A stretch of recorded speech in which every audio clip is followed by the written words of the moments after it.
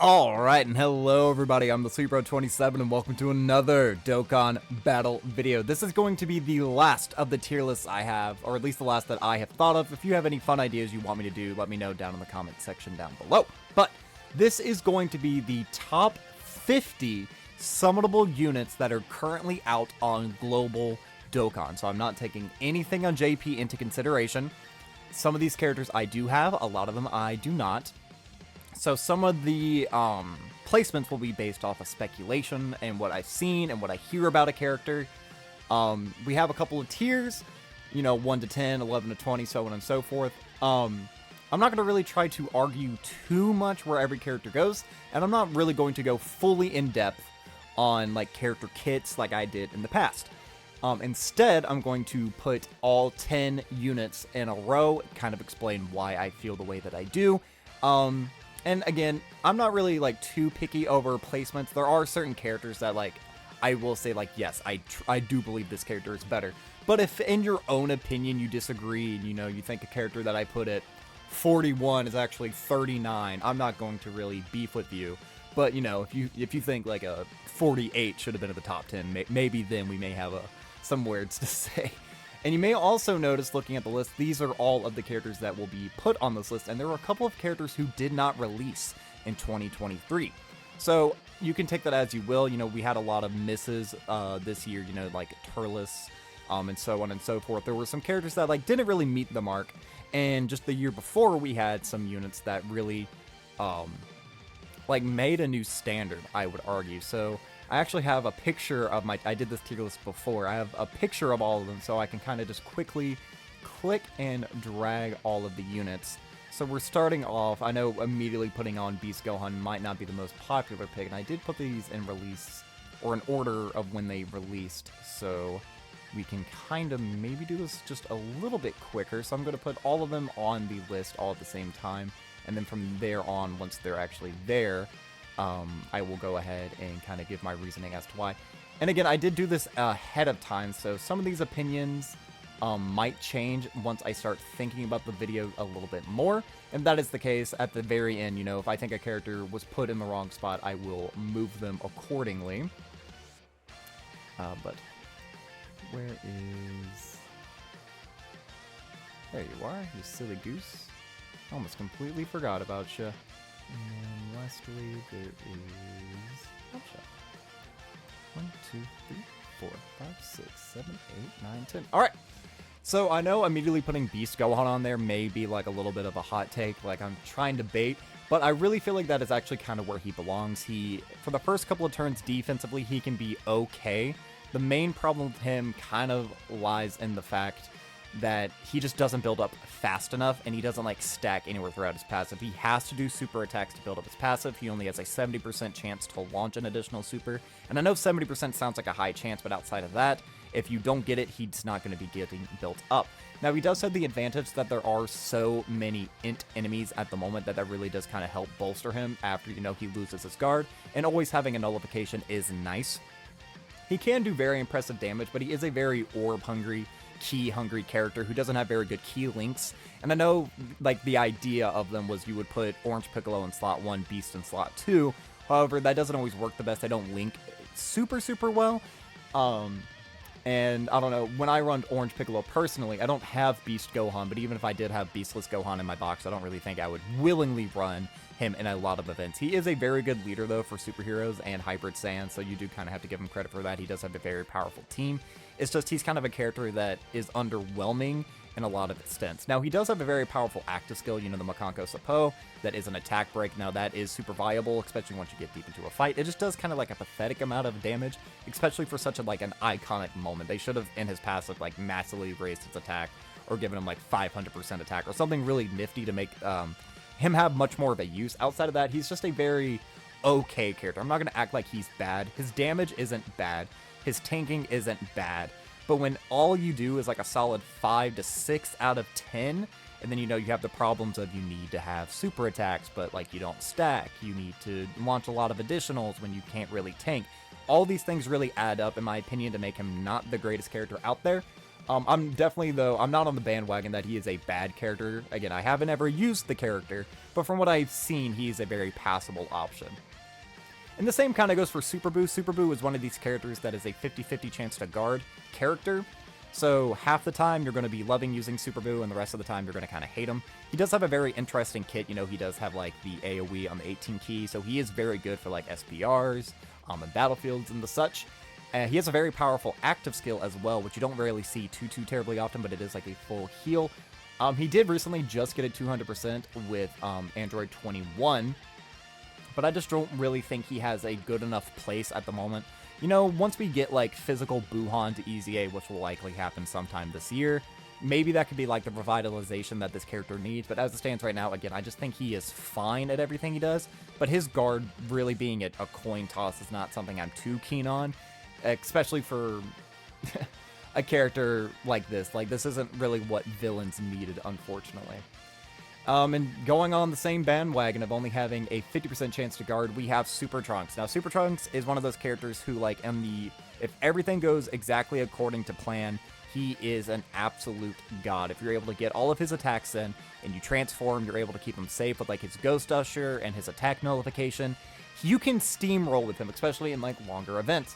But his condition is so stupid. I actually want to pull up his condition. I have him right here. So he gets an additional 100% attack and defense. He launches an additional with a great chance, so a 70% chance of becoming a super attack, and then a 50% chance to guard all attacks. If that didn't have a restriction, that would be fine. But then, when there are 3 or more Android/Cell Saga category allies on the team, which that isn't necessarily as big of a deal nowadays, because, you know, we have Future Gohan, we have Int Future Gohan, we have the SSJ2 LR. There are a lot of viable options that you could run instead of him to kind of bolster him, but it should have been one or the other. Like, these should be guaranteed with 3 or more, or it should just be this exact way it is without this restriction, because what does that do? If you look down at his categories, he's on a lot of different categories, but are you going to be running him on full power with other Android/Cell Saga characters? What about Saviors? Rapid Growth? I guess Master Evolution maybe, but Power Beyond Super Saiyan. The Future Gohans are just Super Saiyan characters. You can't really do that.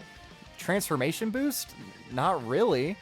So it's unfortunate that he's stuck in the position that he is, especially because, again, credit where credit is due. This guy is amazing. Ton of stats at the start of turn. He does just a ton of damage. He does guard for 3 turns guaranteed, which is nice. But mainly this. If you run him as your leader, which is super scary, but if you're able to get into a position where you can launch the active skill on this turn, and then on the next turn you have a Ghost Usher for 2 turns, that is something that, like, very few other characters can do. He is so explosive. He is so good. But getting there, I feel, is just too difficult. It's asking for too much. His base form just isn't there. So unfortunately, that's why I'm putting him there. I will say maybe I have started to kind of warm up to him. I kind of meme on him a lot, just because I really did think he was terrible. But as I've kind of looked into it, you are kind of able to keep him safe as a floater on his own team. I don't really know about running him on other teams necessarily. I haven't seen that too terribly much. But I am going to give him credit. He can steamroll, and he can get that momentum. It's just you really got to swaddle him and keep him close to home. Android 13 is a character that I didn't really expect to put in the top 50, but I think he actually does belong there. So he kind of has the problem that, like, Super Trunks has, where for the first couple of turns, he is a bit of a fraud, and you have to keep him safe. He is phenomenal support, though. He does give an extra 30% attack and defense to his 2 categories that he leads, which is Target Goku and Power Absorption, I believe. And then once you're able to transform into Super 13, he becomes a very solid defensive option. He does stack defense in his base form. And then once you transform, you know, obviously he has the much higher stats. He's able to kind of hold his own. Not really like a slot 1 option, but for the Android team, he is a very good buff.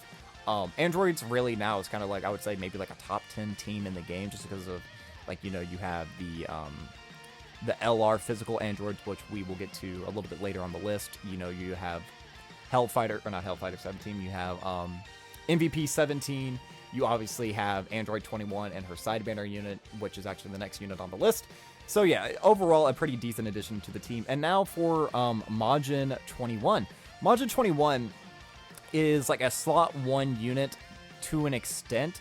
I have seen her get cooked in slot 1. She is one of the better slot 1 options, not only for like the Majin Power team, but for androids as well, which is very solid. She is also a villain, which is good, so you could theoretically run her on a myriad of villain teams.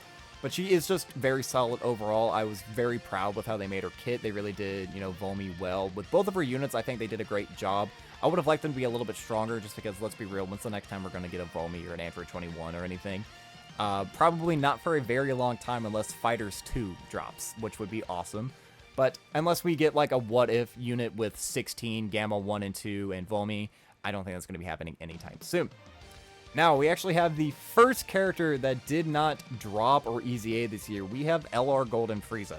Now, LR Golden Frieza has such utility that he will be good theoretically forever.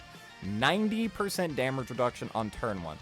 Almost every single difficult event that is out at the moment is the hardest on turn 1.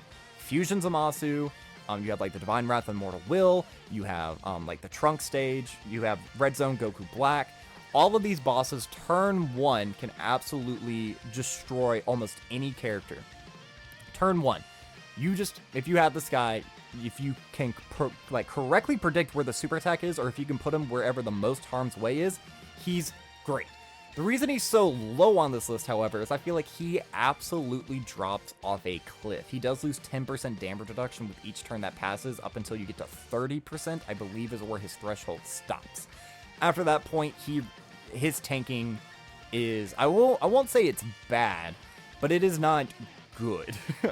His damage really isn't good either. He does get, after he gets hit 5 times, he does get an attack buff. And after he does 5 attacks, he gets a defensive buff. You know, it's kind of balancing it out. He does, has like a useless active skill, which I don't think I've ever personally gotten to use, and I've had this character for a very long time. But I think for that versatility, turn 1, he will always be a relevant unit, especially for shorter events. But he does fall off, like, really, really hardcore.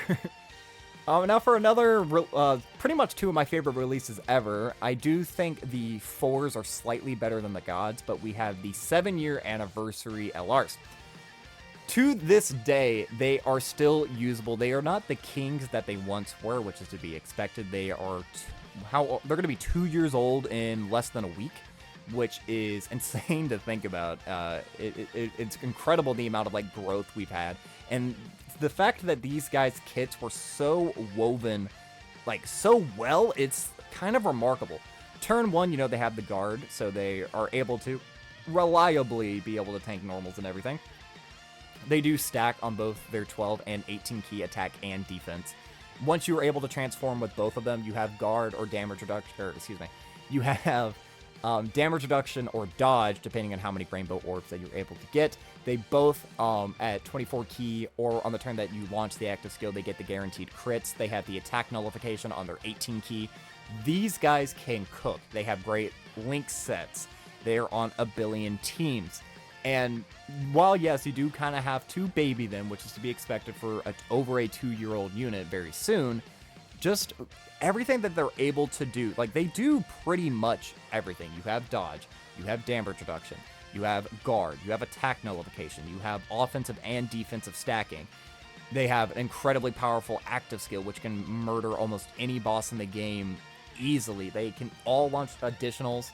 Now, when it comes to like their transformed state, I do think Gogeta is better just because he has the 50% chance to nullify and counter super attacks, which is a little bit better defensively. Well, I think the gods are better offensively because they do have a guaranteed additional in their transformed state, whereas Gogeta, he only has, I believe it's a 50% chance to launch an additional, and it's not even like a guaranteed super.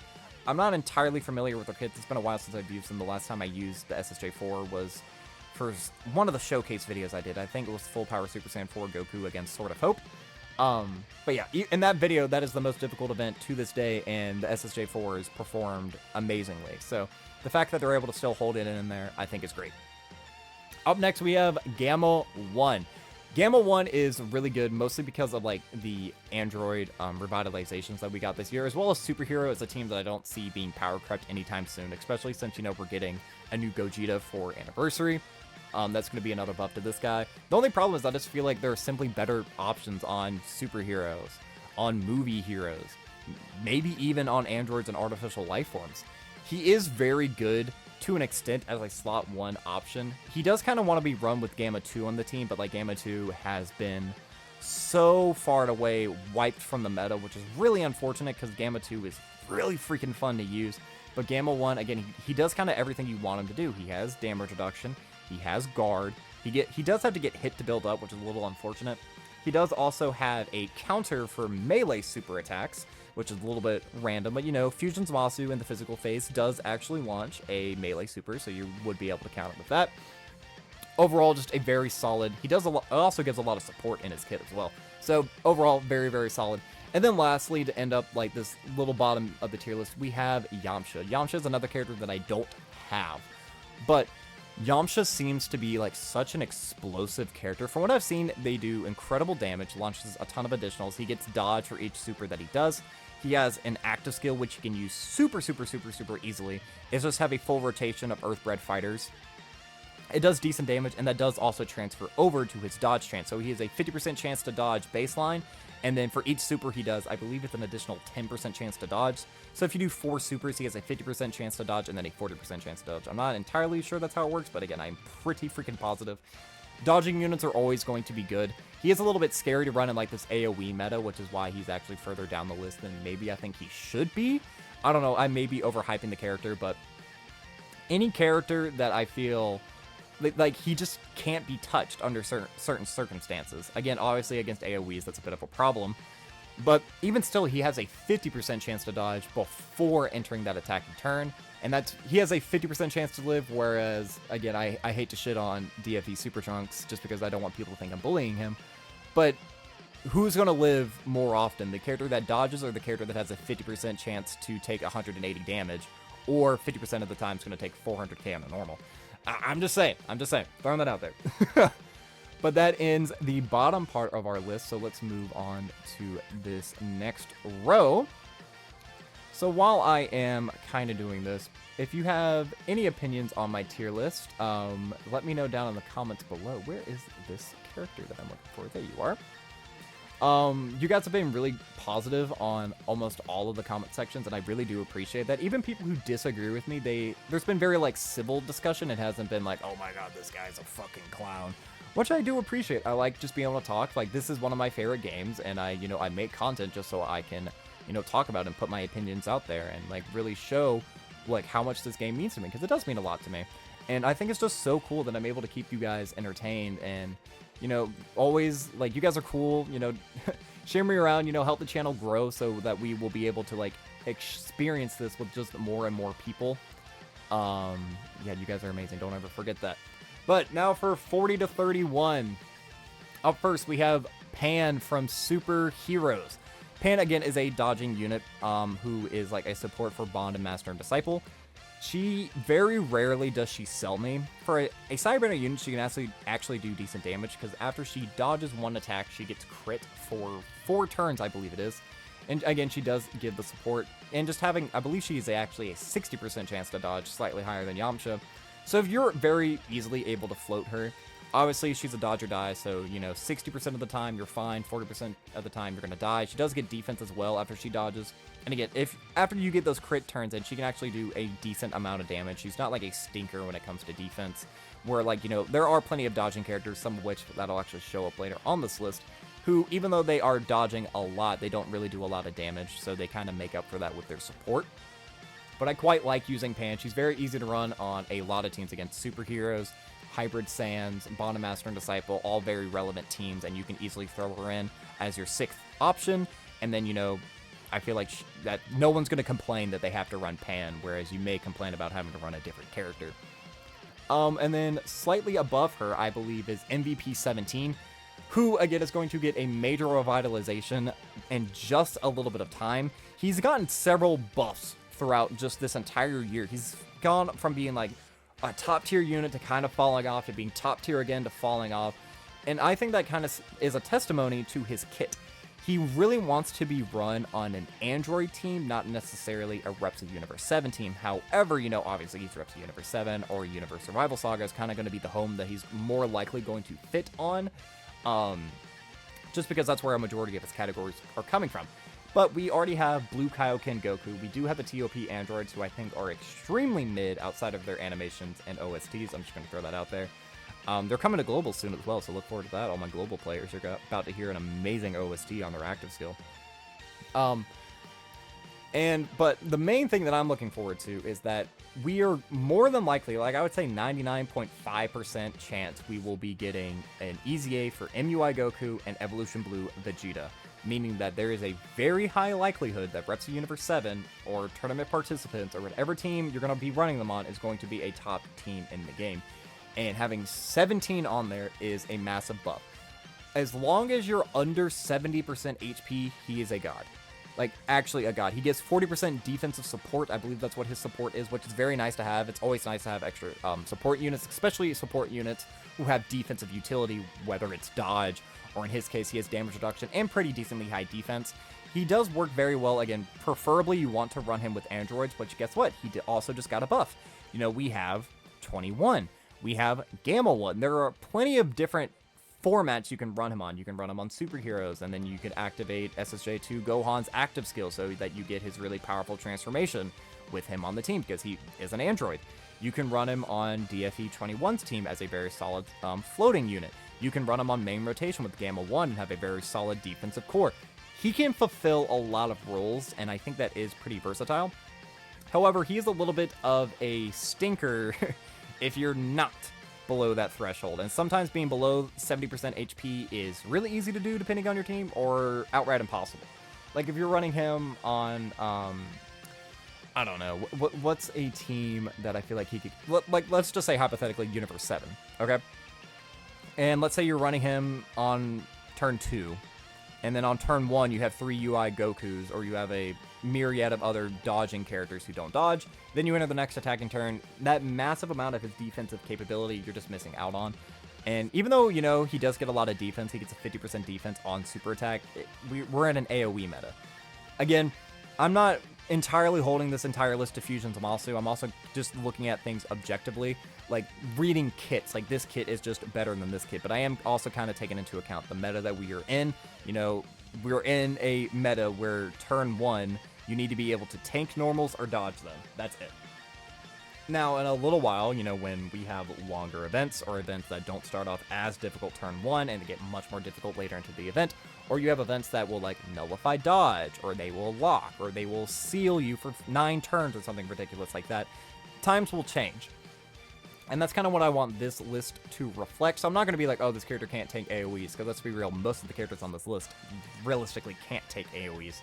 But that is just something that kind of I do want to throw out there. He's not a perfect defensive option. He can get caught, but again, if you're below that threshold, the amount of utility and versatility you will get out of the 17 is immaculate. Piccolo, if I'm being completely honest, he's here strictly for his scouter. He is a character who almost can never be caught, because obviously he is a defensive stacker, but that is his only defensive mechanic. He doesn't have guard, dodge, nothing like that. But if you see that there's a super in slot 2, guess what? You can put him into slot 3. You can also figure out which character you need to put where. And I'm not going to act like he's a stinker defensively. Obviously not. He is a defensive stacker. He can get to very impressive defensive stats. And once you transform into Kami, he can actually do some decent damage. But the main reason he's on here is for that scouter, and the scouter that he has is on teams that don't really have a scouter, i.e. like Bond, Master, and Disciple, where you are able to like link him with Orange Piccolo, you know, have Orange Piccolo in slot 1, have this guy in slot 2. You can start cooking with that. Yeah, that's genuinely why he's up here. It's just because of how safe he can keep himself. Again, a lot of the times, you know, there are characters where it's like, you have to make a call on what unit you have to put into slot 1 or what character you have to put into slot 2 to like kind of guess where the super attack is, and that's never a problem with him. But then you kind of run into a problem where it's like, okay, well, what if the boss is supering slot 1 and my slot 1 unit can't take it without supering? Sometimes he just lets you know that you're dead. There's nothing you can really do about that, but yeah.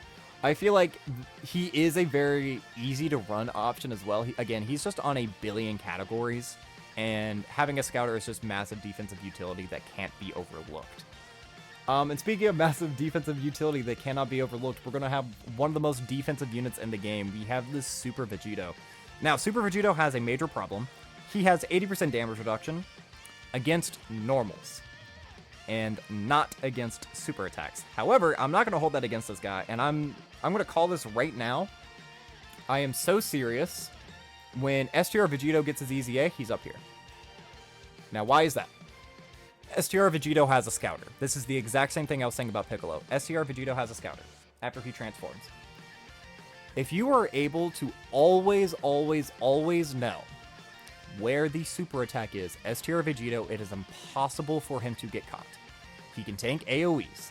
He can tank any normal. You can pretty much put him into any slot you want to. He does also get built up by getting hit, and he does give offensive support on his super attack.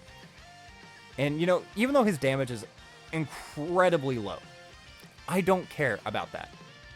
There are so many units in this game who do, like, ridiculous amounts of damage. Like, I'm talking about how side banner unit Pan can do decent amount of damage with her crits, you know what I mean? I don't care that this guy really doesn't do a lot of damage. He is so safe to run on like a billion teams because he's a Saiyan unit and a fusion. You can run him on almost any team, and as long as he never gets caught by that super, you will live that turn. And then again, we're going to be getting scouters. I've run Chilai without a leader skill before. You could theoretically run Chilai and then boom, you know exactly where to put your STR Vegito, and then you just gotta hope on Chilai's dodging. Something that cannot be understated, underrated, nothing. This character is so good. So good. He is basically just TUR Golden Frieza, but with higher stats and more utility because he gets all the support, he gets higher offense, he does counter, so you can kind of do chip damage against some bosses. He is very good. I don't slander this character. He's a good EZA. I think all of us kind of slept on him at the start, but little did we know the amount of meta changes that would be coming thereafter. So yeah, I think he's a character that can evolve with the meta as well because he's not reliant on dodge. He's not reliant on a lot of things. You can lock him into slot 1, and as long as there's not a super in slot 1, you're fine. Now granted, again, if there's a slot 1 super and he gets locked into there, well then you're kind of screwed, but hey, I guarantee you a billion other characters in that same position would die. That's kind of what you have to think about. Like, oh yeah, he may be a stinker against a super. Well, does your favorite character survive that super? Yes or no? Or does your character survive this situation? You kind of have to take all these things into account. That's why making a top 50 I felt like was a good, sturdy number. That way you could see genuinely what I think are all relevant and runnable options in all the different metas, the ones that we have, or what can be going on in the future. Now we have, thank God for this guy. He saved Goku Black. Thank you, Amatsu. We have LR Int Rose. Now, LR Int Rose is a little bit of an interesting case, and the main problem with him is that I think he's just strictly inferior to another unit that we will get later on in this list. If you read my comment section, or if you just watch my videos a lot, or if you're just avid in the game, you can probably guess which character I'm talking about. But there's so many villains right now that are Int heavy. You have Hirudegarn, you have this guy. You can see later on we're going to be talking about Int Cell. There are plenty of Int characters that are all extreme class that are like top tier, some of the best in the game. And what does Rose do? Well, he does two things. One, he does a ton of damage and he gives himself a lot of ki. Like, he easily launches 19 million super attacks, and he can launch a billion of those. He can get to a pretty impressive defensive stat. He doesn't have really any defensive mechanics outside of his incredibly high defense, so you do have to kind of take that into account. He can't go into slot 1 or anything like that. He's strictly like, okay, we need to kill a boss in 3 turns. I got you, boss. And he's very good at that. And he does also have a rage transformation. It is kind of a sucky rage transformation, however, because it only lasts for 1 turn.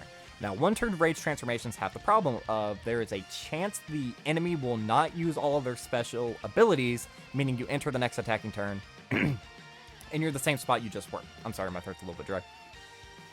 So, you could have a character like, what is a good example? I guess STR Omega is a good example, because STR Omega, he can super, he can heal himself, and he can AoE. There is a chance that if you launch this rage transformation, it's only for 1 turn, you may only waste an AoE. Omega could very easily, on the next turn, heal up all the damage that you did during your rage transformation and then super you. That is totally possible. And that has happened to me before on my Sin Shinron original video all the way back like 7 months ago. On my very first run, I had an Orange Piccolo run where I only got a 2-turn transformation, and even Orange Piccolo on turn 3, miraculously somehow, Sin had not supered during all of those turns, and I got supered. So things like that can happen. Excuse me, I'm really sorry. But yeah, I just feel like with one turn, it is much more likely to happen. And I do feel like the competition is a little too steep for him. He is still very good. And in terms of damage, so far, he's probably the best character in terms of damage outside of maybe DFE Super Trunks that we've talked about on this list so far. So if that's what you're looking for, hell yeah, throw him on the team. You can easily throw him onto Zamasu or a billion other teams. Again, because, you know, he has Power Beyond Super Saiyan, he has Realm of Gods. All these different teams that you could theoretically run him on. Now we have a unit that I'm a little bit higher on than a lot of people are, apparently. We have Int Mai. Now, Int Mai is a massive support unit to Superclass and Time Travelers. And so she gets Time Travelers, it's 4 key and 40% attack and defense, and then if you are also a Superclass ally, you get an extra 10% attack and defense, I believe is what it is. That's good. Or maybe it's reversed. It might be Superclass and then Time Travelers. I don't know. It's along those lines. She has 2 separate chances to stun, 1 on super attack and 1 on her passive, and then any enemy who gets by her super attack, she gets 70% chance to dodge them. So, she is a character who has to attack to get her defensive ability, something that we'll see a lot more on this list. That's not really my favorite mechanic in the world. I don't like it when a character either gets an ability or loses an ability specifically on super attack. There is one exception to that, which is later on in this list. I believe there's only one exception to that. I'm looking at the list right now to make sure that I am not... Yeah, there's one exception to that. But, so against AoEs, even though, you know, she's a 70% dodging character, she has to super first. Not my favorite. Not really by a long stretch of the word. But she does give a massive support, and if you're able to put her into slot 3, she will live 70% of the time, which again is more than a lot of other people can say. The only reason that I put her this low is that the competition genuinely does just get that steep the higher and higher and higher we get up on this list. And like a character who does something very similar to her, but I think just outclasses her, is we have Demon Goddess Toa. Now, Demon Goddess Toa gives insane, like genuinely ludicrous amounts of support. She is only a 50% chance to dodge, but she gives 40% buffs to attack and defense.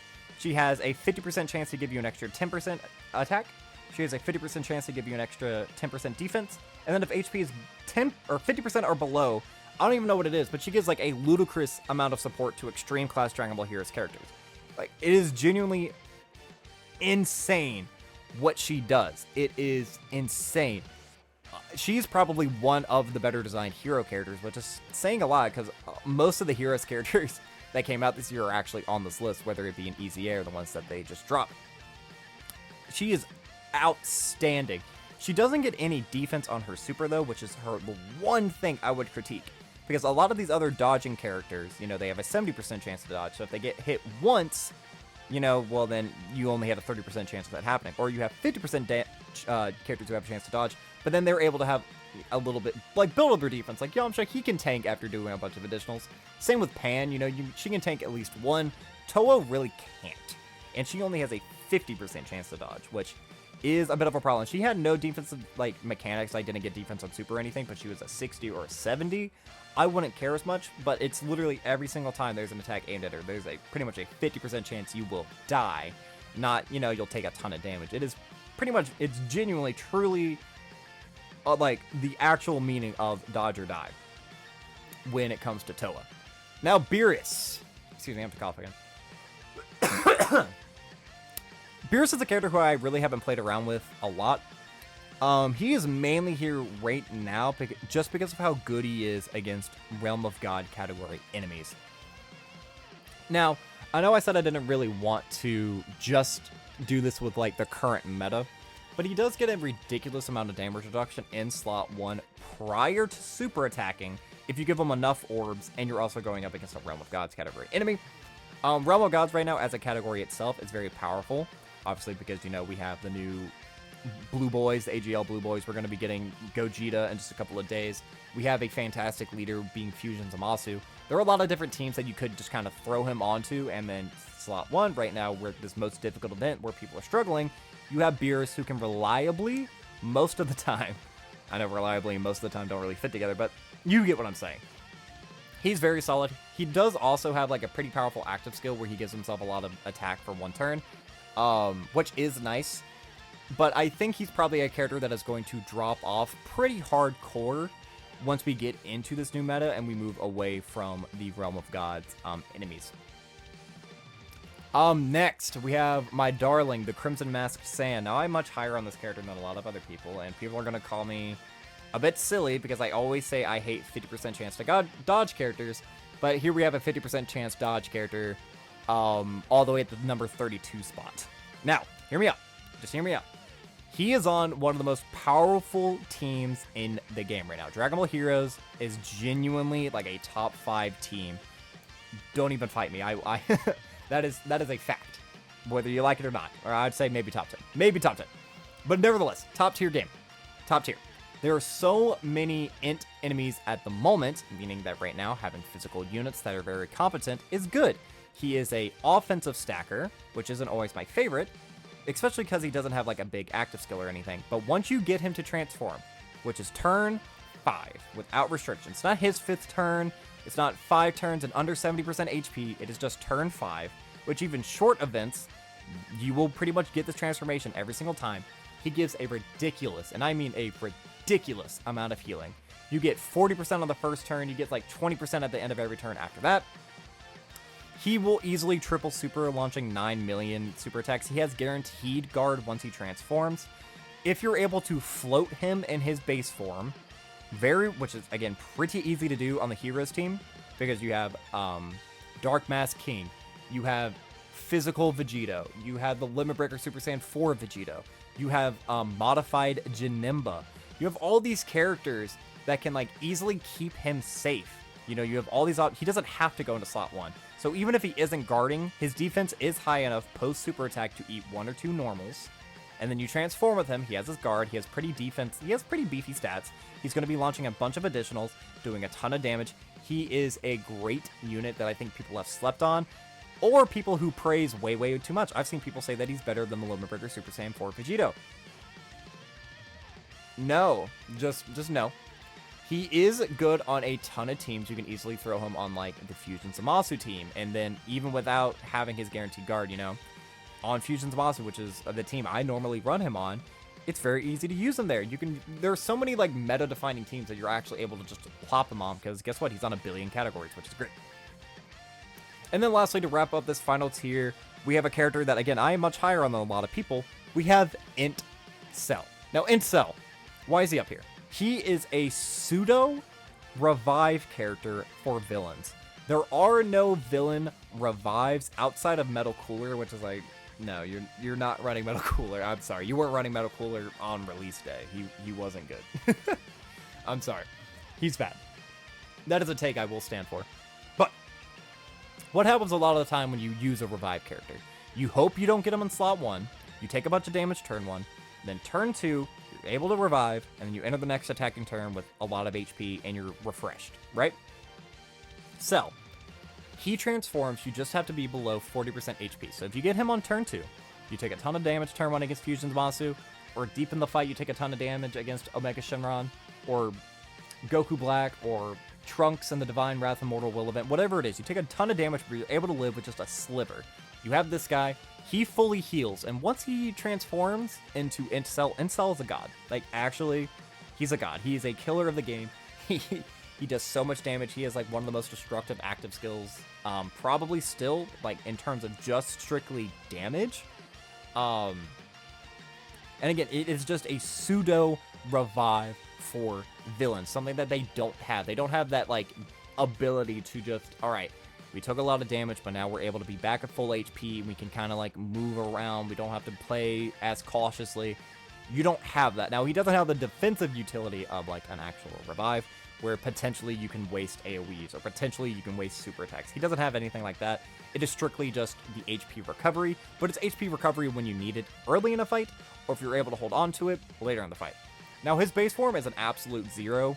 You're launching 5 million super attacks with like 300k defense, even post super attack in some instances from what I've seen. So he's a bit of a stinker if you don't get it. So you kind of, when you play with him, you kind of have to play with him like his 23rd World Tournament Goku, and you are playing to get this transformation, which can really help you or can super screw you over. Alright, so now we are moving on to this next tier. Now, if you watched my tier list video, you may be able to guess where some of these are going. Again, I did post 2 tier lists at the start of this year. There was the summonable unit tier list, and then there was the EZA and sub-EZA tier list. Both videos I'm very proud of, and if you haven't checked them out, definitely go check them out. They're 2 of the most popular videos on my channel to this day. So, like, definitely thank you guys for that. But there are a couple of opinions of mine that have been slightly altered. You know, we've had some conversations in the comments, and I'm always open-minded. You can tell me anything, and if I agree with you, I'll be like, oh, okay, yeah, cool, I was wrong.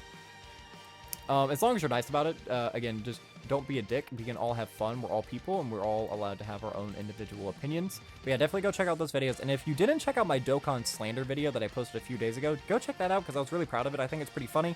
And any advice on how to improve that video format, I'd be delighted. And I'm now hoping this video was going to be shorter, but we're already at the 41-minute mark. Oh, goodness me. So I'm going to try to speed up just a smidge here.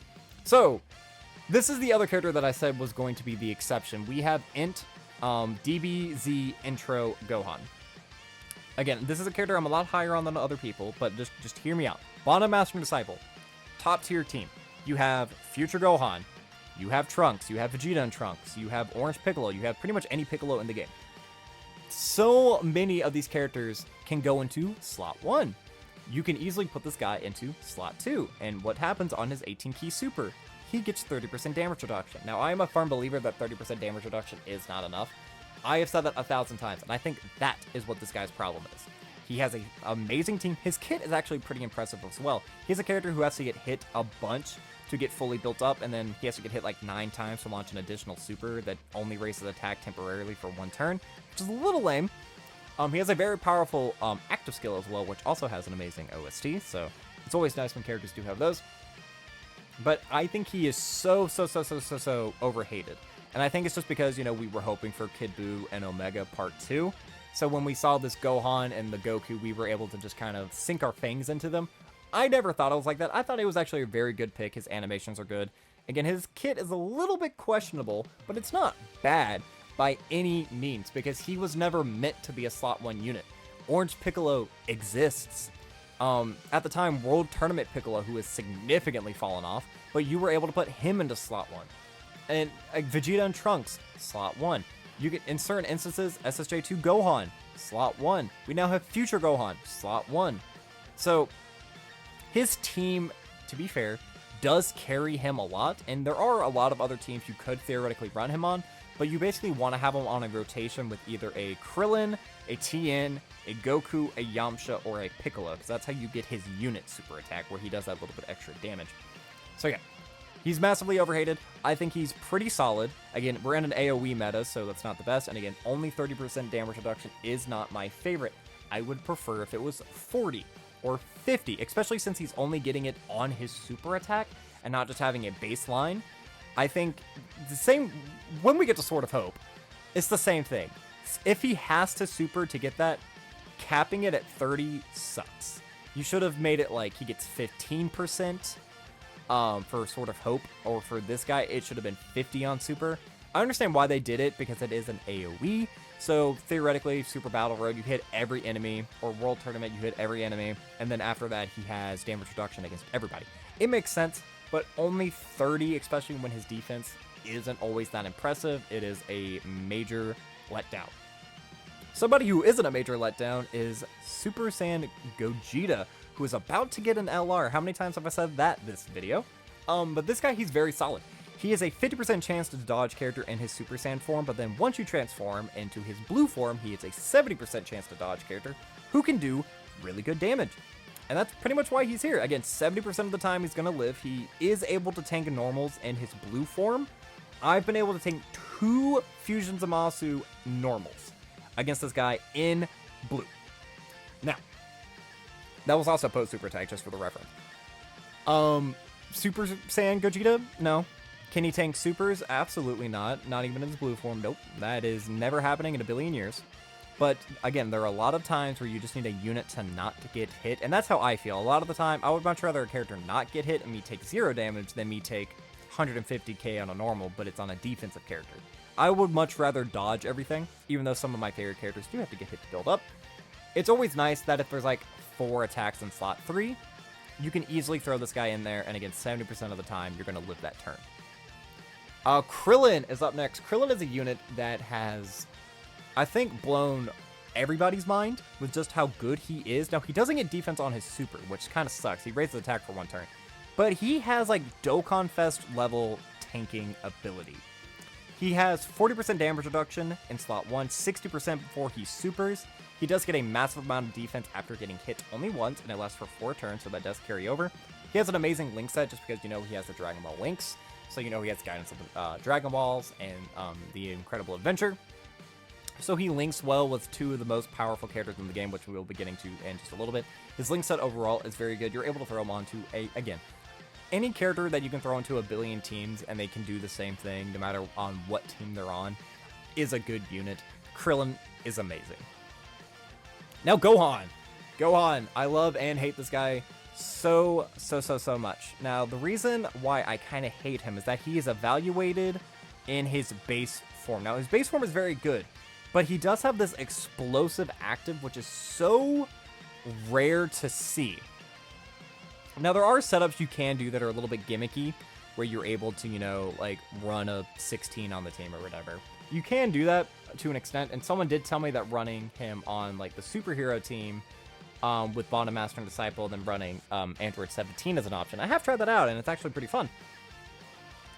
He is a character that I feel like we only see half of the picture. So people, when you think of him, it's just a guarding character who has to stack to build up, akin to like Birdcoo, but worse than Birdcoo because, you know, Birdcoo has an attack break. Birdcoo has a revive. They're very similar in that matter, but not enough people take that extra that extra power into effect. I have run it. I've been able to actually reliably get that transformation. Again, you have to run them on certain setups, but those setups are still like the superhero team or the Bond of Master and Disciple team. Again, teams that I think are like top 15, top 10 in the game.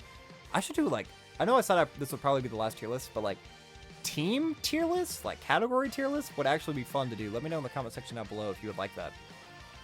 But that is super explosive. Once you transform with him, he does orb change. You can easily launch like guaranteed crits, like 19 millions, and he can do additionals once you get to a certain point. He does get worse defensively, but if you're able to use it later in a fight after he's been stacking his defense throughout an entire run, like a long run like the Omega Shenron event, he's amazing. Now, granted, he is a defensive stacking character, so if you run him in a short event, he can very easily get caught, especially if you drop below his guard threshold, like the HP threshold. He can very easily get caught, and that happens. But overall, very good character, and it's a very good character that's on, again, a billion teams, which I always love. The androids are up next. Now, the androids are a character, again, I haven't gotten to play around with them too much just because I don't really have a good androids team. Like, my best leader that I have is Gamma 2, and again, Gamma 2, you can't run him in today's meta. And not a lot of people are running Android 21 on the friends list from what I've seen, because I did try running an Android lineup earlier, hoping I could run Gamma 2 and Android 21, and I didn't have any friends on the friends list, which is a little unfortunate. But from what I've seen, these guys are awesome. They are a 50% chance to dodge character with massive amount of support, which can tank normals after super attacking. And then if you drop below a certain threshold, which I believe is 66% HP, you're able to transform into Android 16, who does just a billion damage and can get up to like a 1.5 million defensive stat after super attacking. Now, he doesn't become like a slot 1 unit, or at least if he does become a slot 1 unit, mine cannot. Again, I do actually own the character, and I have played with him just a little bit in some niche sort of situations, like on the Target Goku team with Hellfighter 17. Yeah, I wonder where he's being placed on this list. So I have gotten some usage out of him, and he's not good in slot 1. Like, if he gets supered in slot 1 before he can super, you're taking a lot of damage. But again, that may just be my experience. He is only 55% in my box. So that's why he's a lot lower than what I've seen other people. Like, I think it's Truth who said it's like a top 4 LR or EZA LR in the game. I'm like, dude, that's kind of crazy. But yeah, I guess pure experience isn't enough. I would look forward to using this character more. And again, the Android team just got such a huge buff recently that, and these are like a big part of that as well. So, androids, you know, they're really good now, especially now that we have Android 21. Now, Android 21 in her base form is one of these characters who, again, it's the thing that I say that I hate. You have to super attack to get dodge. Now, if you have to super to stack defense, that makes sense. And in the case of getting damage reduction, again, I think it's lame, but it makes sense. Why dodge? And why doesn't she have dodge anywhere else in her passive? So that's something that kind of irks me again, since I am a very big Android 21 fan. I do really enjoy fighters. It was one of my favorite games to play just a couple of years ago, and I look forward to playing it like on stream sometime in the future. And she's just like such a fun character, and we're not going to get another her, like I said earlier, probably for a long time, unless we get like a Fighters 2 or we get a custom character. It's going to be a long time. So I feel like they could have and should have done more with her in terms of her animations as well. Like overall, I feel like they did her. She's good.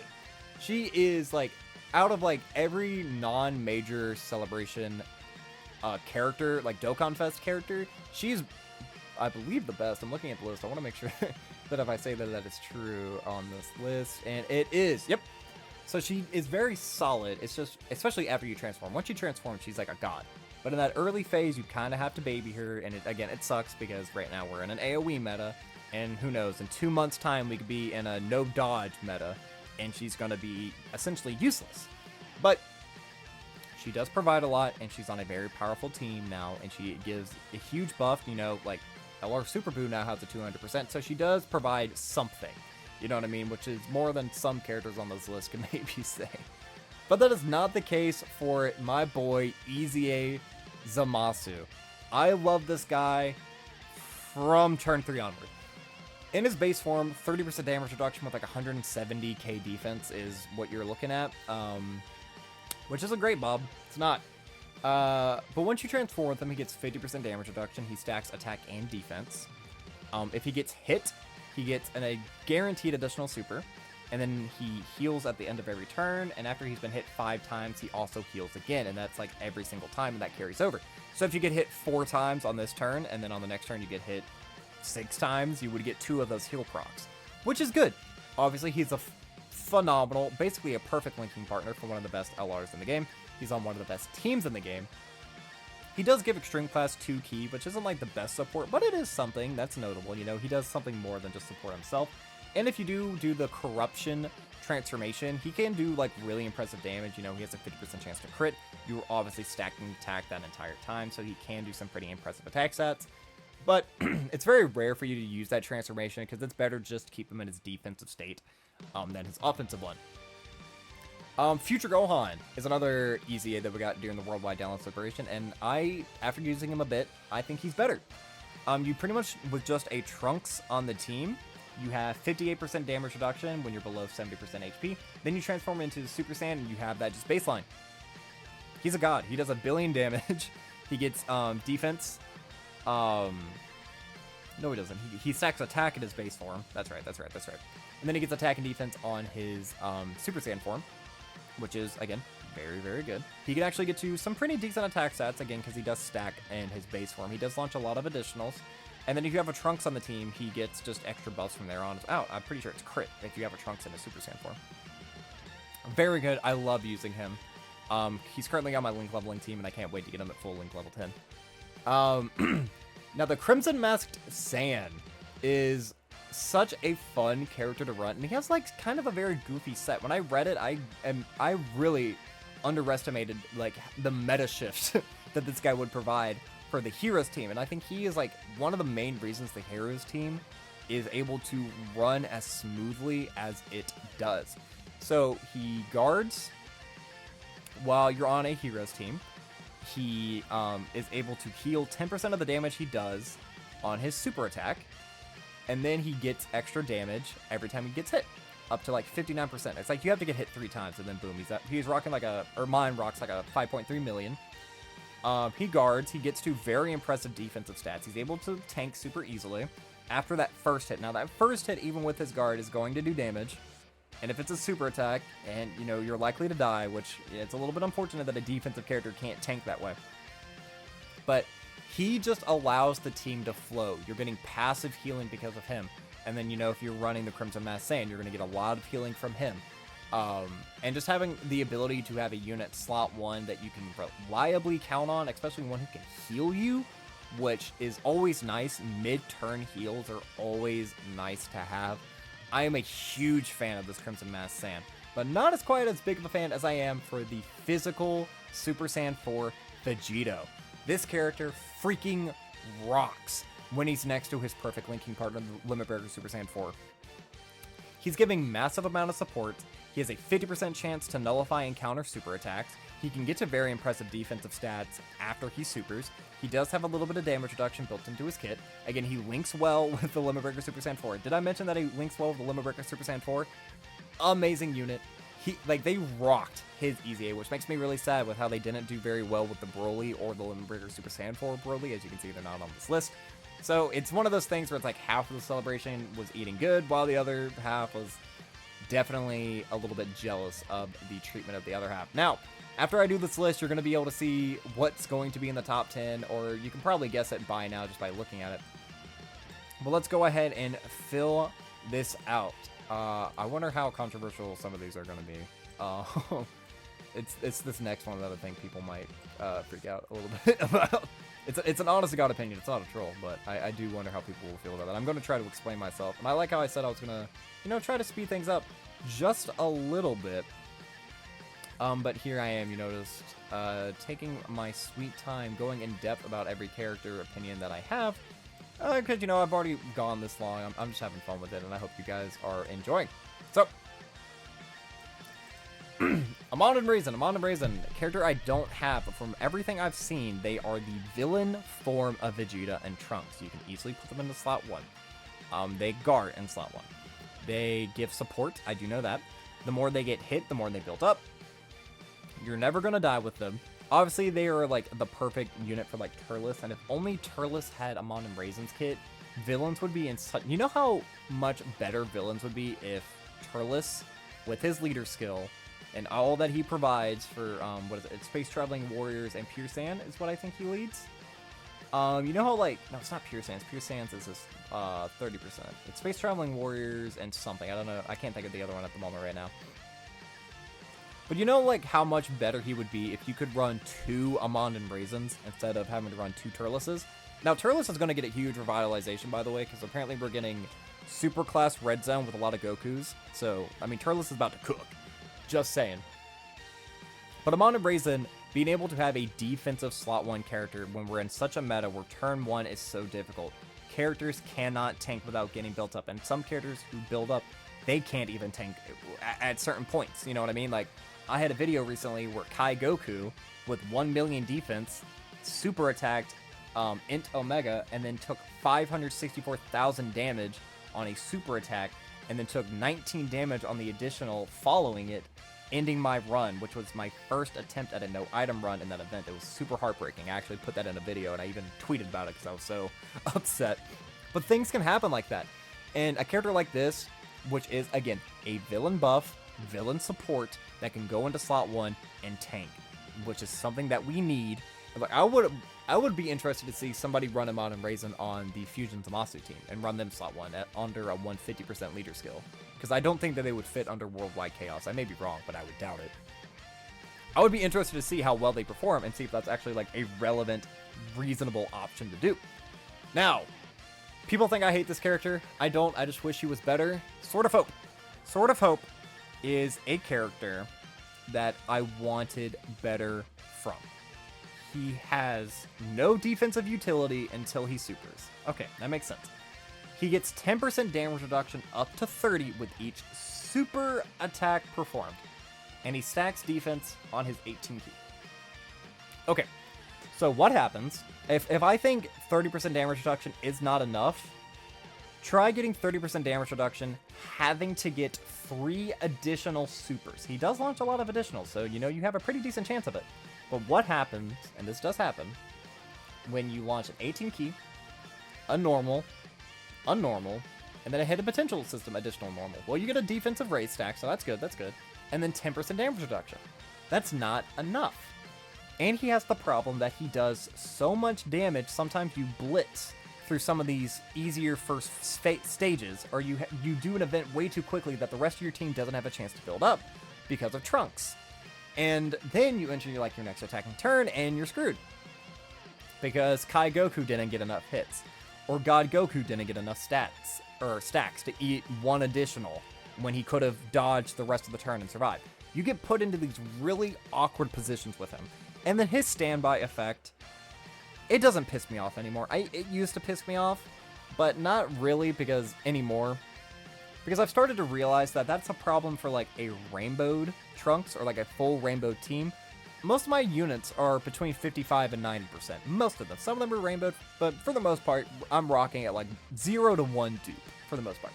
So, getting to an event on turn 5 probably happens more often for me than other people. But wait, it's not turn 5. It's Trunks' turn 5. Why isn't it just turn 5 like the Crimson Mask Sand to activate it?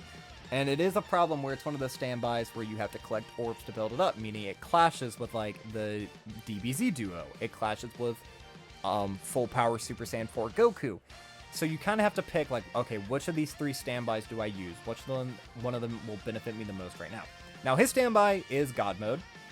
He is untouchable in slot 1 his very first turn. He does a billion damage, and then the Sword of Hope standby attack itself that you can do on the very next attacking turn deals, again, a billion damage. From what I've seen, and from what I've done myself, if you get the Sword of Hope transformation, you have won, basically. All you gotta do is win the next attacking turn, and you win. Like, you win. You can't die that turn. He launches, like, 4 additionals. If you get them to be super attacks, they're all like 12 millions. He has a high chance to crit, I believe, at that point. You're eating good. You're eating good. It's just the path to getting there is not my favorite, because mine, type advantage against Fusions of Masu's AoEs, takes 180,000 damage before he attacks or anything. And I think that is a little bit unacceptable for a brand new summonable unit. I don't care about his potential, because his potential is amazing. It is amazing, okay? There are so many characters on here who have amazing potential. You'll notice that Kale isn't on here. Kale, if you're able to reliably keep her and another Universe 6 android, or another Universe 6 character safe, she's a god. DFE Trunks, if you're able to reliably keep him safe, he is a god. But what happens on all those runs in between where either he gets frauded or because of him, the rest of your team looks like bozos? It's because of Trunks. And I say that as someone who runs Trunks all the time. You know, like he is one of the best characters in the game. Like I have him right now at number 19. So I'm not shitting on the character. I think he's amazing. There's just little things about his kit that if they were just a little bit different, he could have maybe been in the top 10. Like genuinely. If it was 15% to 20%, like if he could get 60% damage reduction with 3 additional supers, I would be singing a different tune. Because even if you only got 1 super attack, he would have 20% damage reduction. And he would still, everything would be the same. I think he's right there. Already a better character. Already. I would take back everything I've ever said about Sword of Hope. Or all the things that are slightly negative. Because again, I'm very high on the character. I don't want people to think that I'm bullying Sword of Hope. Because I like Sword of Hope. I just wish he's a cool moment. I wish he had more. I wish his standby had a cooler animation as well. But moving on from that, we have a character that I think is dramatically overhated, is the DBZ duo. Now, the DBZ duo, they're right next to each other. They have the exact same problem in my eyes as Sword of Hope. They do too much damage while not being enough defensively. So their only defensive mechanic is defensive stacking, which is worse than Sword of Hope, if I'm being honest, because at least Sword of Hope has a chance to get damage reduction. They only do additionals to stack. Now, of course, when they launch their 18 key, boom. If you get to 24, they have a 70% chance to launch an additional. Then they launch a guaranteed additional super. Then you have your hidden potential system. So they could potentially do like 4 to 5, I think it's 4 supers in one turn. All of those are defensive stacks.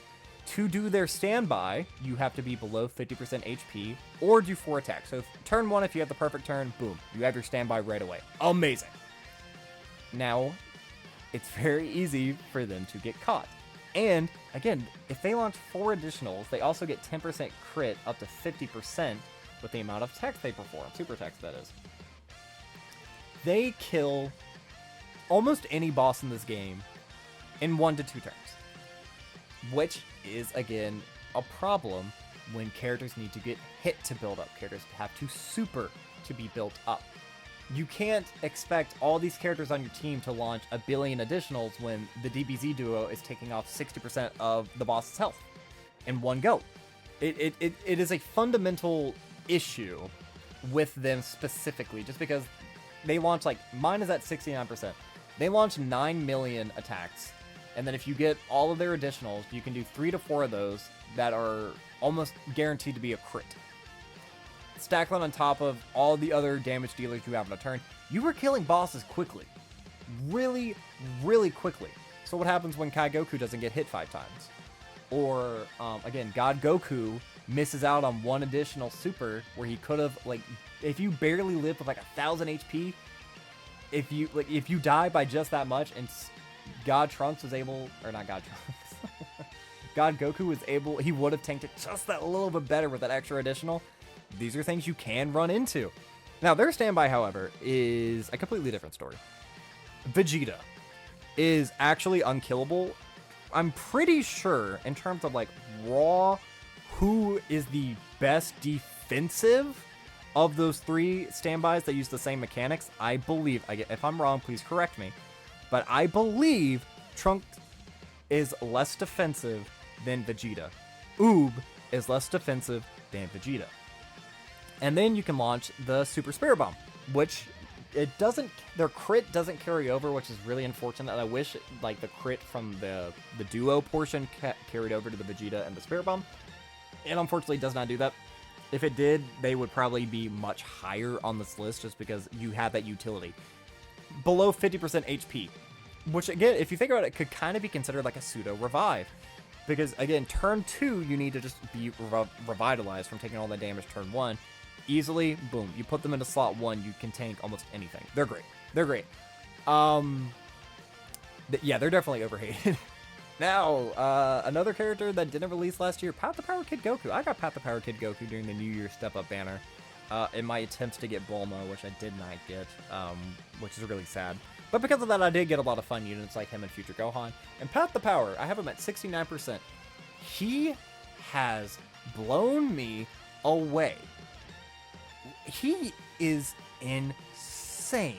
He tanks better. I swear to God. He tanks better than the last 2 units I just mentioned turn 1 against the Fusion Zamasu Red Zone. At 69%, he tanks better. He is amazing support. I mean, 7 orbs, yeah, can maybe be a big task, but he's a unit you want to give these orbs to. He does so much. He gets damage reduction, he gets crit, he just does all of these things. He's awesome. He's awesome. His active skills, you know, it's a little bit underwhelming. You know, they kind of fumbled the animation just a little bit, and it doesn't really do anything outside of just a bit of damage. But Path to Power has quickly become one of my favorite units in the game. Like, in terms of, like, characters I want to run, when I'm building teams now, I'm like, all right, can I put Path to Power on this team? Yes or no? No? Ah, damn. If I can, goody. You know what I mean? He's so fun. You can keep him on main rotations. You can float him. He's on a lot of teams. He works well with, like, LR Bulma. He works well with 23rd World Tournament Goku, who are both, like, top units in the game. As you can see, that we're about to get to that. He works so well. And, of course, if you're able to run him with Bulma, you get the unit super attack. I know Android 8 isn't the defensive god that he once was, but in certain situations, from what I've seen, Truth did a video that I saw where he was able to kind of keep Android 8 safe, and that was pretty cool. So yeah, a lot of utility, versatility with this character, and the same goes for Chilai. Chilai gives 41% offensive and defensive support. Really cool. She has a Scouter. Really cool. She's a 70% chance to dodge character. Oh my god! She does everything. She literally does everything. Now, granted, her attack stats are like 0, but like I don't care. I don't care. She does. Let's see. She does what this guy is good for, and what pretty much what Mai is good for. She's a combination of these two characters. Scouter, unrestricted, as long as she's on main rotation. Massive amount of support and 70% chance to dodge, except boom, she doesn't have to super attack first. She does also stun on her super attack, so you know, ESPR, super battle road, stuff like that.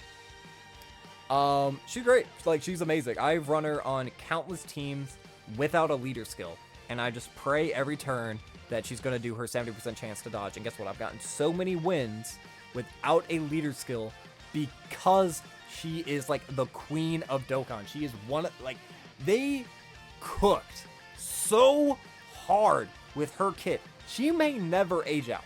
She's a character like these Golden Friezas who may never age out just because of everything she does. She also has a heal after she dodges 5 times. She heals after 5 dodges. That's another fun thing she does. Actually, you know what? We haven't looked at a lot of characters, and this video is already going long, so we might as well click right to her. How did I know where she was? Dude, someone in the comments point that out. That was cool. That was cool. Let's look at everything she does. So yeah, boom. Unrestricted Scouter. Oh yeah, I forgot to mention, she also Rainbow Orb changes. 70% chance to dodge. She gets 39% defense with each attack evaded, including super attacks. I didn't even know that. Okay. And then 39% HP recovery at the end of every turn. She dodges 3 or more. It was 3 or more. I thought it was 5. Even better. And then all allies, it's 39. 3 key and 39% offense and defensive support. She's cracked. Honestly, I'm kidding. But you could say that. You could say Chile's top 10. I'm not going to argue with you. I honest to God, I'm not. She may be better than...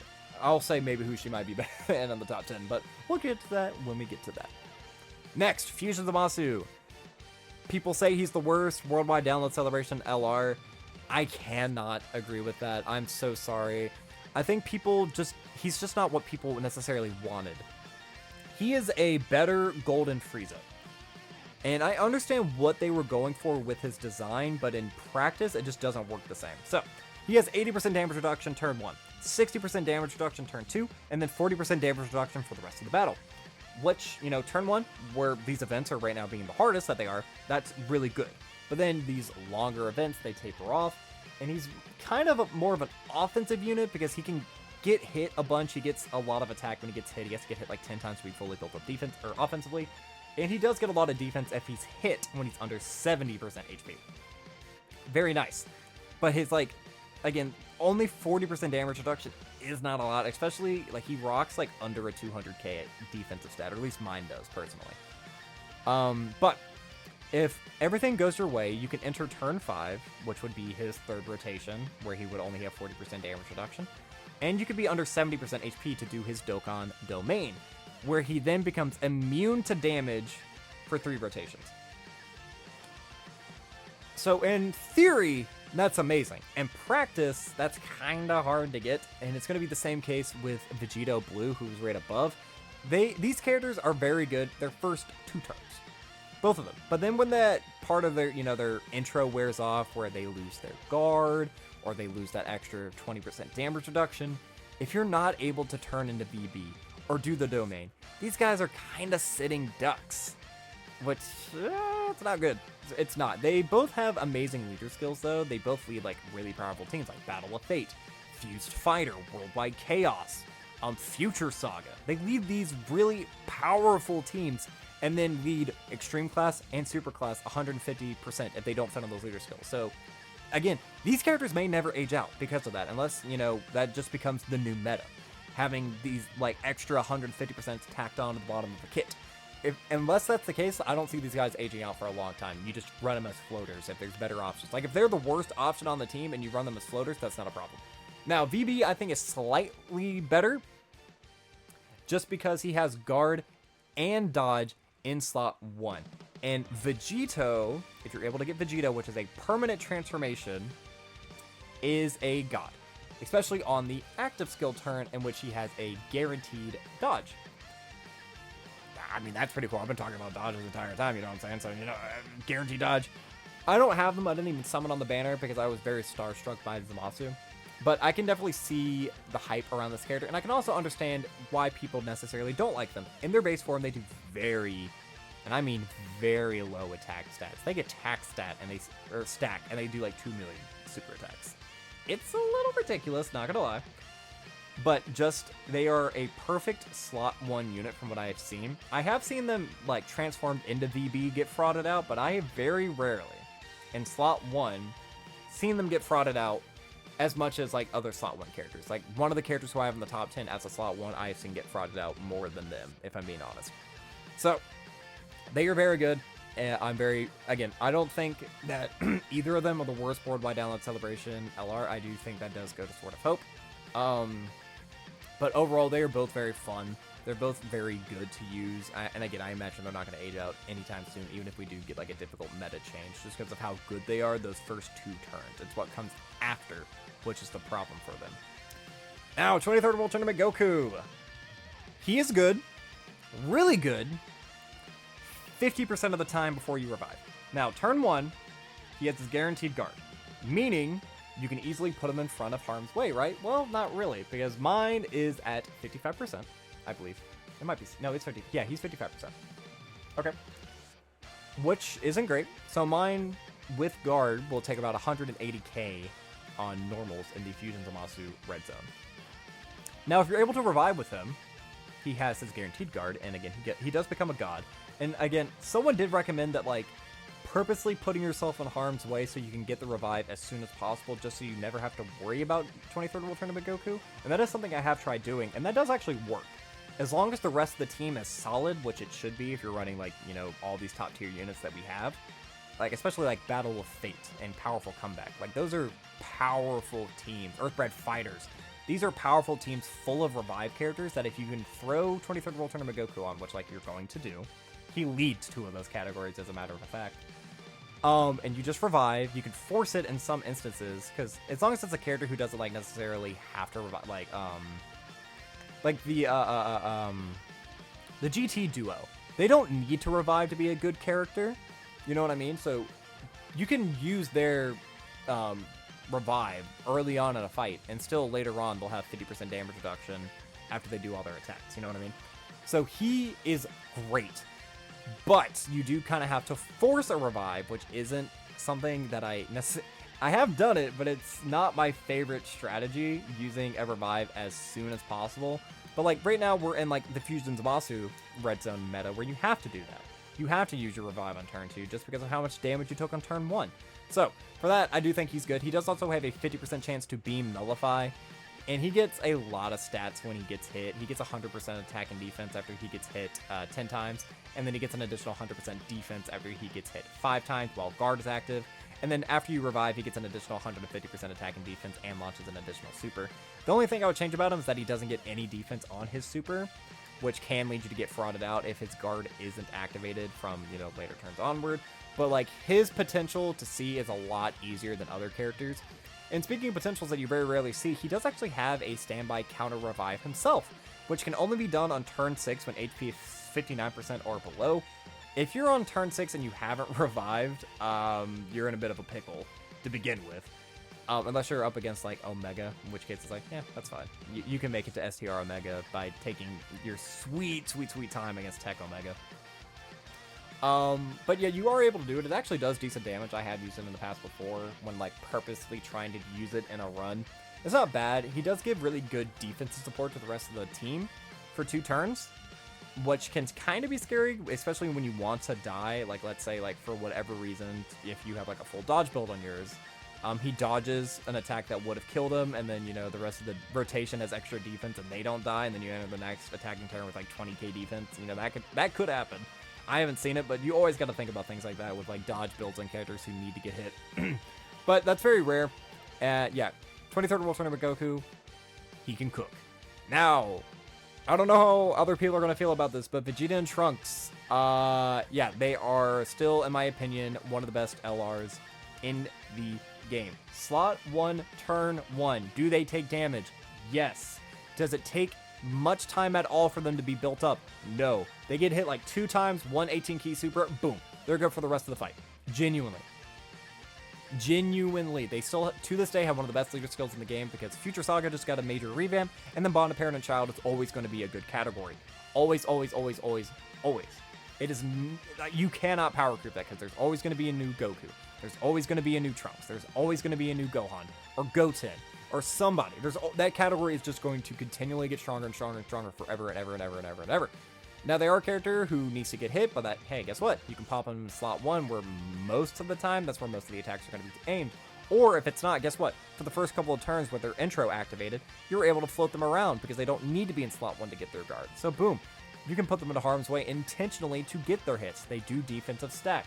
They launch a billion additionals each turn. They have one of my favorite active skills in the game because it gives defensive support on top of doing a ton of damage. They have crit built into their passive. They do everything. They're great.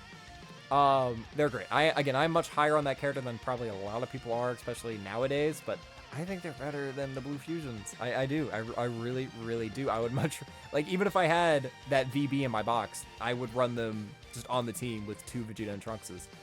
Just from everything I've seen and everything that I've been able to achieve with this character, I think they have a higher, or they don't have a higher ceiling than VB, but they are more consistent than VB. In a lot of instances, these inconsistent characters are not fun to use, or I don't think they would be fun to use, or very useful to use, because if their potential is only some of the time, yeah, you may win super easily 40% of the time, but I won 100% of the time, but I might have struggled a little bit more. You know what I mean? That's kind of the mentality I have with them.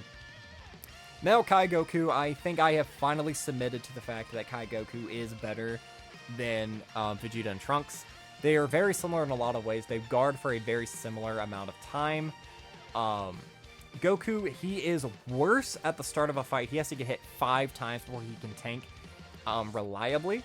But you get those 9 hits, he does just a trillion damage. He does stack on his 18 key as well. He has an active skill, which can do mediocre amounts of damage, but it does give him guaranteed crits for the turn.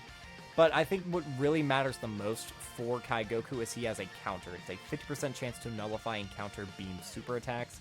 So many of the hardest fights right now do actually have a beam super somewhere built into their kit.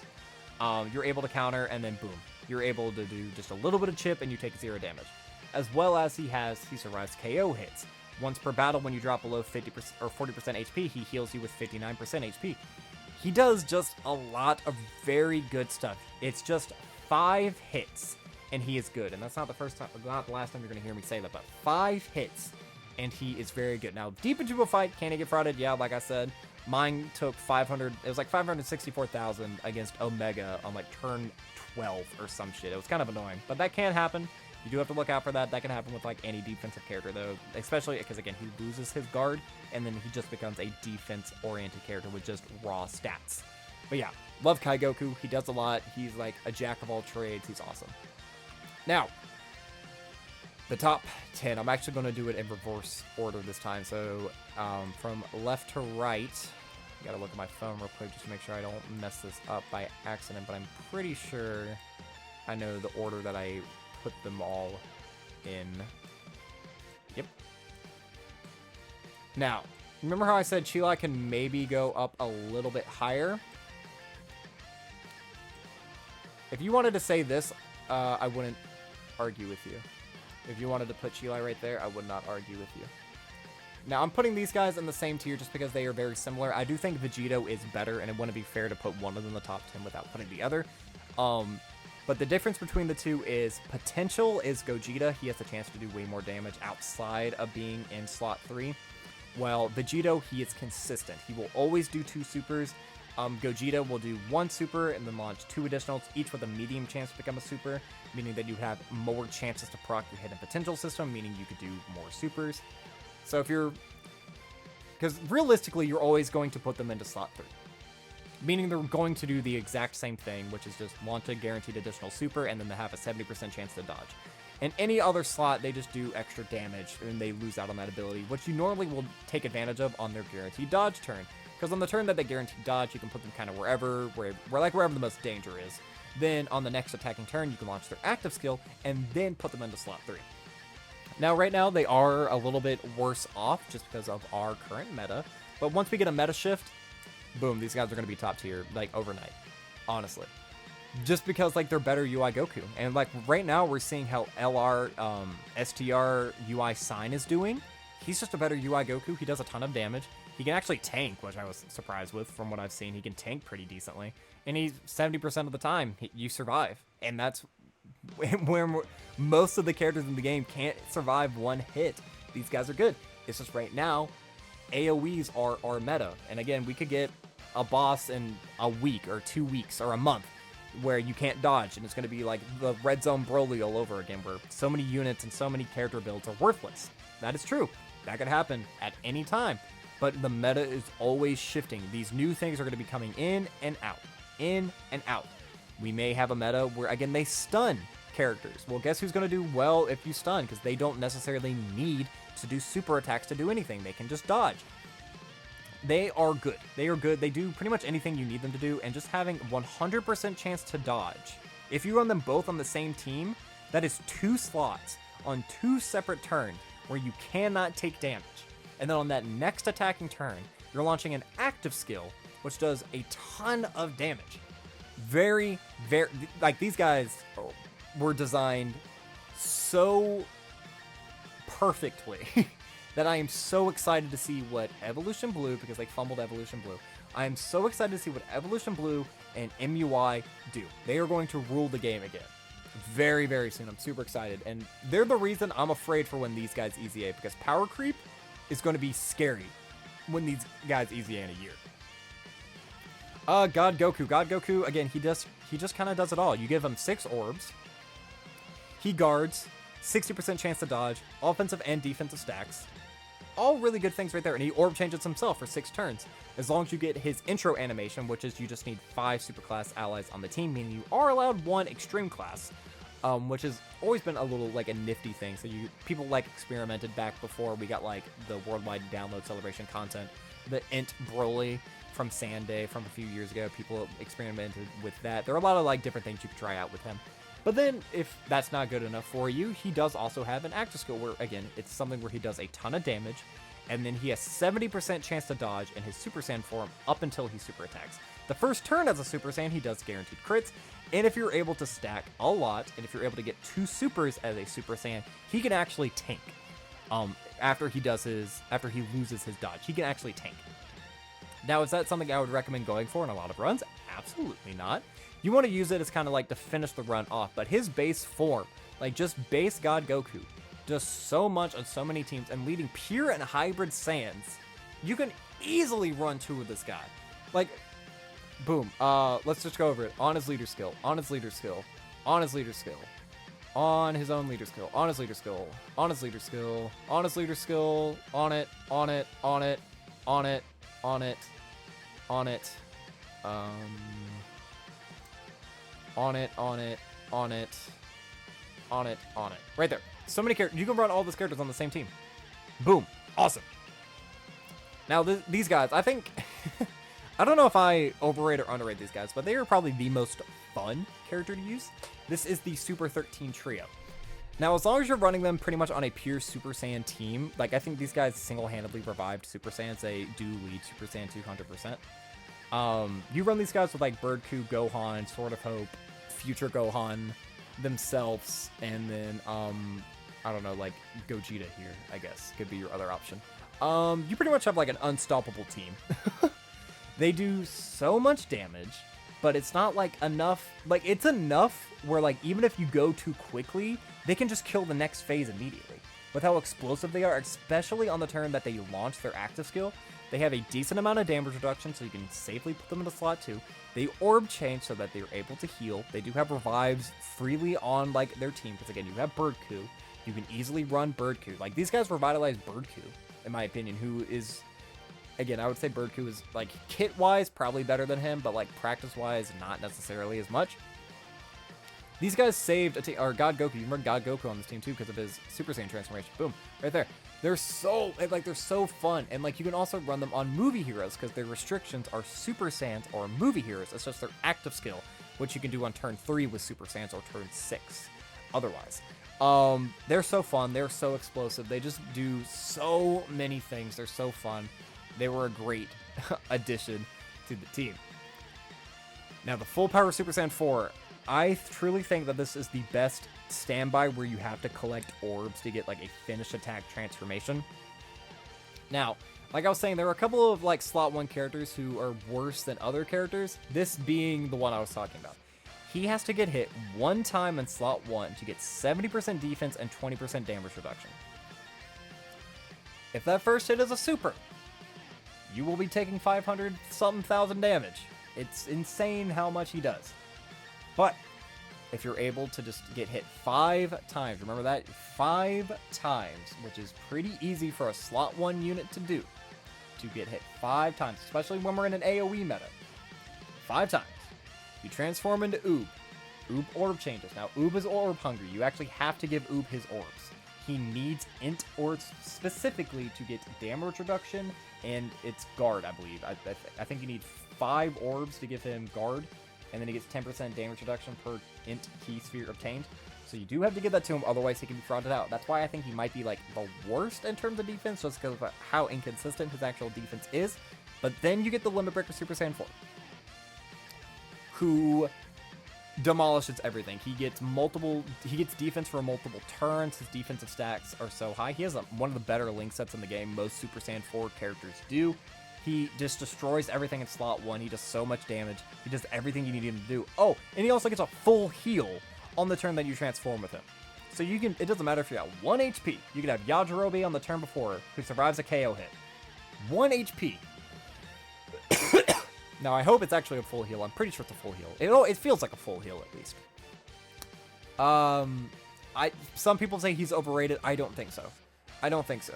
Mine is only 55%, and I love using him. Now, the only thing I don't like about this character is that he's actually int.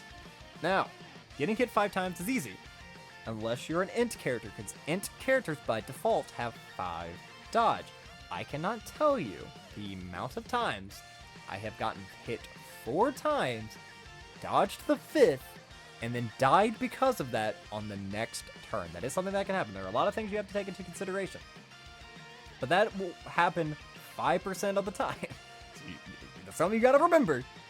But the other 95% of the time, it is very easy to transform them. And he's meant to demolish one of the hardest stages in the game, Omega Shenron. And if we get another long stage event, boom, he's gonna crush it. If we get an event that completely nullifies dodge, boom, he's gonna crush it. If we get a tech enemy, boom, he's going to crush it. And he's on so many teams. Something that cannot be understated. He's a buff to so many categories. I really like running him on the 23rd World Tournament Goku team. I think that's where he fits the best, in my opinion. Next, Junior. The best Dokkan Fest TUR, in my opinion. He, again, is one of these characters who does just everything. He has a giant form, which means you can waste enemy actions, which, in my opinion, as I said earlier, is the strongest defensive thing you can do in the game. I think it's better than dodging, because with a dodge, you have a 70% chance. You do this, that next turn, you don't even have to worry about it. You just waste the action entirely. He is just a better int LR Rose in every way, shape, and form. He basically does more damage. He basically always has higher defense. He has an active skill which can attack, break, and is an AoE. He launches just like 50 trillion additionals in slot 2 and 3. He has a really good link set. He works well with superclass units that are on the Dragon Ball Saga, or like Dragon Ball Adjacent Saga, Boyhood Saga, because I know 23rd World Tournament Goku isn't on it because it's dumb how they classified it. But he has good links, really good links. He's one of, actually no, I have him as the best villain character, which is true. He is probably the best with just everything that he can do. He doesn't even really need damage reduction, or he doesn't need guard, because with how many additionals he launches, he's easily getting to 1 million defense, and that can be on like turn 3. He gets stats with how many attacks he performs as well, built up into his passive, so it works so well. This is like a character that doesn't need dodge, and coming from me, I feel like that's saying a lot, because I funnel dodge into so many characters. And that might just be like the 55% curse, just because, my characters can't tank, but he is so good. I love him. I actually gave him a crit-ish build, because even though he has super effective against all types, villains, they're not in the best position. I like doing that extra damage, and then for World Tournament, having that crit on his active skill can always be nice. So yeah, love Junior. We love Junior. If you think he's underrated, you are a buffoon. And if you think he's better than the Limit Breaker Super Saiyan 4 Vegito, well then check out the video that I did a long time ago, because I thought the same way. And then after that video, my tune completely changed. The Limit Breaker Super Saiyan 4 Vegito and the Dragon Ball Heroes team blew, like, it still blows my mind how good it is, because the category has kind of been a joke for forever. Like, every now and then it will get, like, a good-ish unit. Like, God Trunks was good until Red Zone. Xeno Pan was decent as a dodger. You know what I mean? So many of these characters were just, like, decent, but, like, the team itself was never quite there. And then this year, with the EZAs and Limit Breaker Super Saiyan 4 Vegito, does everything. You run him on his own team, he has 60% damage reduction for a few turns. He basically has guaranteed crit. He launches a bunch of additionals. On the turn that you do his active skill, he does actually have guaranteed crit. And with the Dragon Ball Heroes team, there are, like, certain different categories. Like, he does all the damage while the rest of the team survives, if that makes sense. It's something that that's pretty much what I try to explain with this guy, but I did a very poor job of doing it. But you have, let's say you have Dark Mask King in slot 1. He survives, like, because of Dark Mask King's tanking, you're able to survive the turn. And then you have Toa in slot 3, who's able to dodge. He does all the damage. Neither one of those characters do a lot of damage. He does all the damage. You enter the next attacking turn, you're able to get your, let's say you're on turn 5. You get the healing with the Crimson Mask Saiyan, so now you have 60% recovery. You have him, the Limit Breaker Super Saiyan 4 Vegito, and then the EZA Vegito. That's a turn where you're going to do a ton of damage, and then you enter the next attacking turn, and then you're able to do it all over again.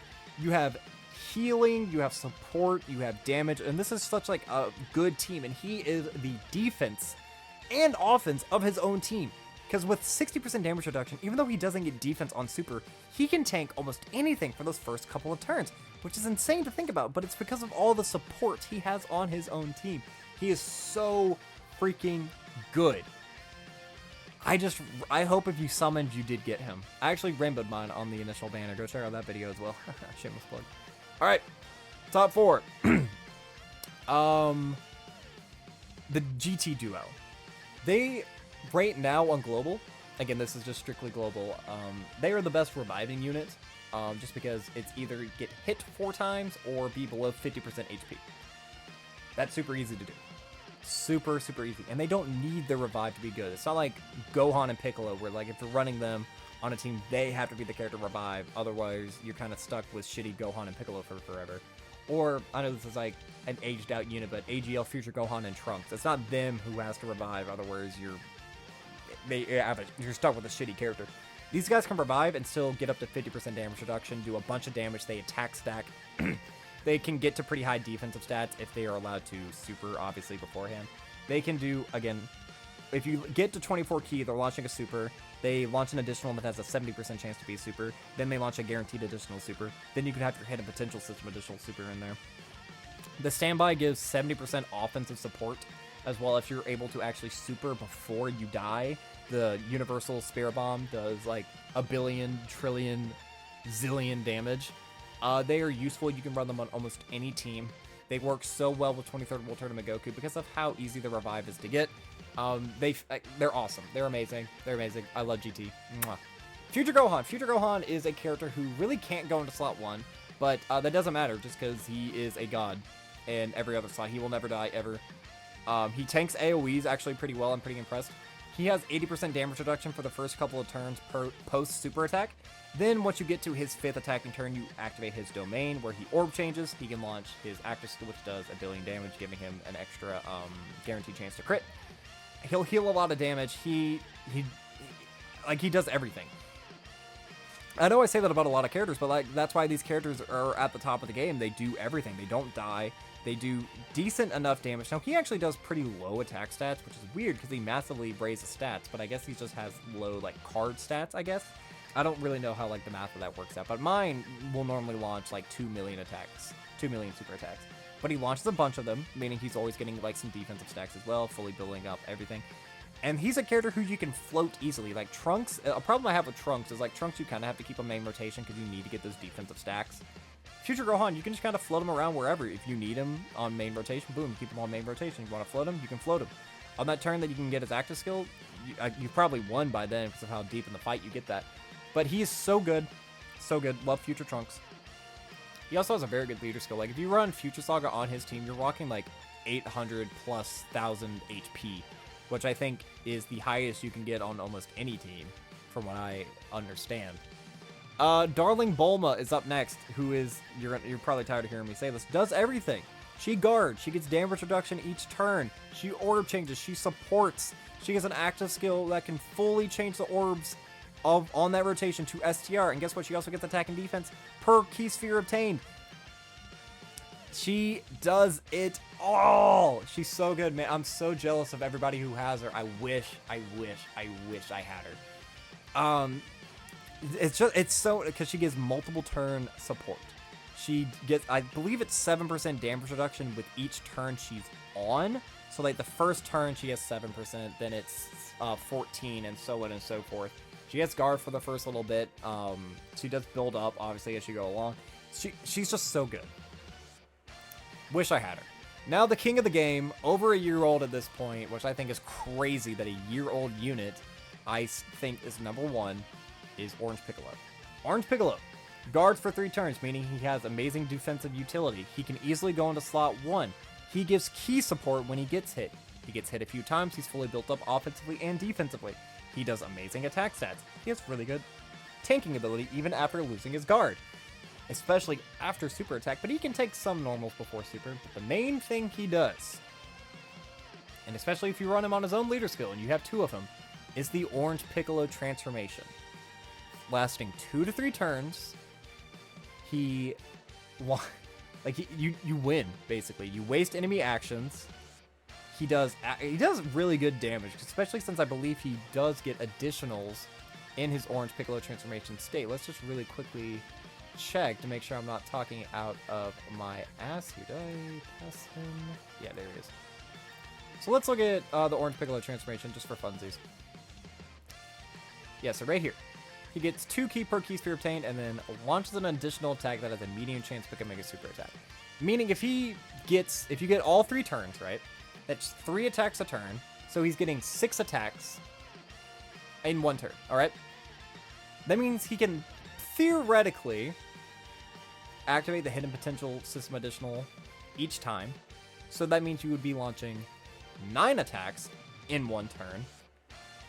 And that's, let's say you get that for 3 turns. That's 27 attacks. Okay.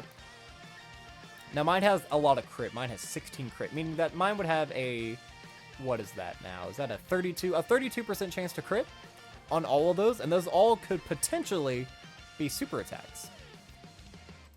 He just does so much damage in his giant form. He doesn't need his giant form to be good. It can be activated on turn 3 on a superhero team, or turn 6 if you run him on any other team. And guess what? He's on Bond of Master and Disciple. He's on Power of Wishes. He's on Battle of Fate, movie heroes, superheroes, Namekians. All of like some of these best teams in the game. Boom, right there. If you can run Orange Piccolo, you run Orange Piccolo. I know, like, for any of these other characters, you could maybe say something different. Like, oh, well, maybe I want to use Int Rosé for different links. Or, I would much rather use 23rd World Tournament Goku than Kai Goku. Whatever. If you have a team that you can run him on, and all you really need is a Bond of Master and Disciple to run him with, which is one of the best teams in the game, because guess what? We're going to do this again. Bond of Master and Disciple. Bond of Master and Disciple. Bond of Master and Disciple. I'm pretty sure you're on Bond of Master and Disciple. Bond of Master and Disciple. Bond of Master and Disciple. Bond of Master and Disciple. Bond of Master and Disciple. And then Bond of Master and Disciple. Bond of Master and Disciple.